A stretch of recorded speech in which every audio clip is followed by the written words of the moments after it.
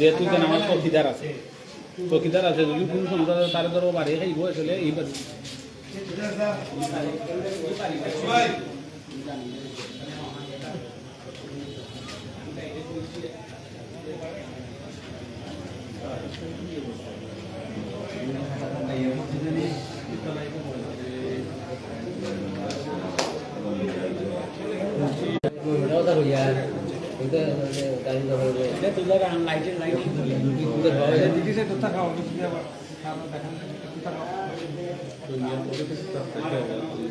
এই মুহূর্তে সাতক railway guest হাউসে আমরা অবস্থান করি। আমি কেন একটু আগে খুব হই হুল্লোড় একটা শব্দ, মানুষ পুরা এলাকার মানুষ এক হয়ে গেছে যে ডাকাত ডাকাত ডাকাত পড়ছে হ্যাঁ,